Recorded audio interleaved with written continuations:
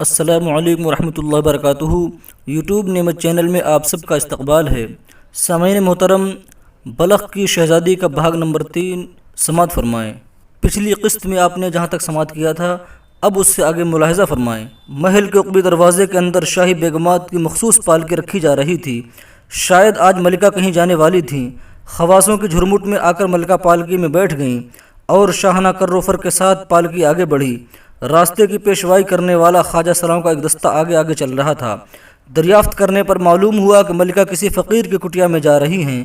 اس خبر کو جس نے بھی سنا اسے سخت اچنبھا ہوا۔ کچھ لوگوں نے اس واقعے پر تبصرہ کرتے ہوئے کہا کہ اچنبھے کی کوئی بات نہیں ہے، شہزادی کے انتقال کے بعد سے فقیروں اور مسکینوں کا رابطہ شاہی خاندان سے بہت قریب ہو گیا ہے۔ ہو سکتا ہے کہ کسی خدا رسیدہ درویش کی زیارت کو ملکہ جا رہی ہوں۔ آخر اللہ والوں کو کیا غرض پڑی ہے کہ وہ بادشاہوں کے پاس جائیں؟ وہ تو خود اقلیم ولایت کے تاجدار ہوتے ہیں۔ بادشاہوں کو 100 بار غرض ہو تو وہ ان کے قدموں کی خاک سے برکت حاصل کریں۔ پالکی شاہی باغ کے قریب پہنچ چکی تھی۔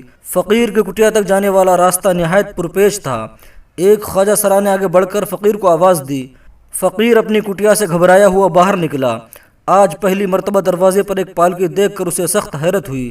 خواجہ سرا نے فقیر کو مطلع کیا کہ پالکی میں ملکہ تشریف لائی ہیں، وہ تمہاری اہلیہ سے ملنا چاہتی ہیں، تخلیہ کر دو۔ یہ خبر سن کر فقیر کا دل دھک سے ہو گیا۔ بدحواسی کے عالم میں شہزادی کو اطلاع دی۔ سالہ سال کا مخفی راز آج بے نقاب ہوا چاہتا تھا۔ اب چھپنے کی کوئی گنجائش باقی نہیں رہ گئی تھی۔ عقل معوف ہو گئی، خون سوکھ گیا، دل کی دھڑکن تیز ہو گئی۔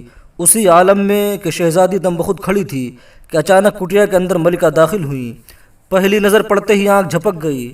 دوبارہ آنکھ کھلی تو سکتے کا عالم طاری ہوا۔ تھوڑی دیر بعد منہ سے ایک چیخ نکلی، شہزادی! فوراً ہی دوسری چیخ بلند ہوئی، ماں! نظر کا مشاہدہ دل مان گیا تھا لیکن دماغ انکار کر رہا تھا۔ دفنائی ہوئی بیٹی کیوں کر زندہ ہو سکتی ہے؟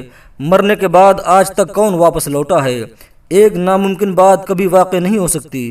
یہ صرف نظر کا دھوکہ ہے، بیداری کا خواب ہے، یقیناً آنکھ کا کھلا فریب ہے۔ پھر ملکہ نے پاگلوں کی طرح آنکھیں پھاڑ پھاڑ کر دیکھنا شروع کیا۔ پھر چیخیں بلند ہوئیں، کیا واقعی تم شہزادی ہو؟ میری لخت جگر ہو، میری آنکھوں کی روشنی ہو؟ ہائے آج میری نگاہوں کو کیا ہو گیا ہے؟ سچ بتاؤ تم کون ہو؟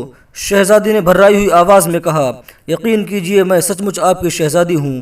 میں آپ کی وہی بدنصیب بیٹی ہوں جسے مردہ سمجھ کر دفنا دیا گیا تھا۔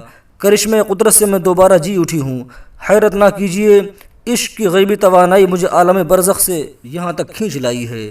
مرتے وقت میرا یہ جملہ آپ کو یاد ہوگا، کہیں پاس ہی سے شیشہ ٹوٹنے کی آواز کان میں آئی ہے، سن لیجئے کہ مجھے مدفن کی خاک سے اٹھا کر وہ ٹوٹا ہوا شیشہ پھر سے جوڑ دیا گیا۔ اس کے بعد شہزادی نے تفصیل کے ساتھ تمام سرگزشت سنائی۔ دل تو پہلے ہی مومن تھا، اب واقعہ کی صداقت کے آگے دماغ نے بھی سپر ڈال دی۔ اب بات کٹیا سے باہر نکل چکی تھی۔ بجلی کی طرح سارے شہر میں یہ خبر پھیل گئی کہ 4 سال کی مری ہوئی شہزادی اچانک جی اٹھی ہے۔ بادشاہ نے سنا تو فرط خوشی میں پاگل ہو گیا۔ آگے پیچھے سارا شہر فقیر کی کٹیا کی طرف چل پڑا۔ القصہ مختصر کہ شاہانہ تجھ کو احتشام کے ساتھ فقیر اور شہزادی کا جلوس نکالا گیا۔ جذبہ شوق میں سارا علاقہ ہل گیا۔ کثرت ازدحام سے راستوں میں تل رکھنے کی جگہ نہیں تھی۔ قلعہ معلیٰ کے دروازے پر خیر مقدم کے لیے اراکین مملکت ہاتھ باندھے کھڑے تھے۔ سمندر کی بےتاب موجوں کی طرح بادشاہ کے جذبات میں تلاطم برپا تھا۔ جو ہی قلعہ معلیٰ کے سامنے فقیر کی سواری پہنچی، تحسین و مرحبا کی آواز سے فضا گونج اٹھی۔ بادشاہ نے آگے بڑھ کر فقیر کو گلے لگا لیا۔ ساری دنیا خوشی کے عالم میں محو تھی لیکن فقیر ایک رقت انگیز تصور میں ڈوبا ہوا تھا۔ اسے بار بار یاد آ رہا تھا کہ فقیر کا خیر مقدم کرنے کے لیے اس وقت جہاں بادشاہ کھڑا ہے اسی جگہ ایک دن فقیر کھڑا تھا اور نہایت لجاجت کے ساتھ باریابی کی اجازت مانگ رہا تھا۔ نہایت اعزاز و توقیر کے ساتھ فقیر کو شاہی محل میں اتارا گیا۔ اب وہ فقیر نہیں تھا، سلطنت کی آنکھوں کا تارا تھا، بادشاہ کا ولی عہد تھا، بلخ کا فرمان روا تھا، لیکن نہیں، وہ اب بھی فقیر تھا۔ ایسا فقیر جس کے آگے بادشاہوں کا جلال سرنگو تھا۔ تخت و تاج کا سب سے بڑا اعزاز اس کے قدموں کی ٹھوکر پر تھا۔ تاریخی ولایت میں اس فقیر کا نام حضرت ابراہیم ادہم رضی اللہ تعالی عنہ مشہور ہے۔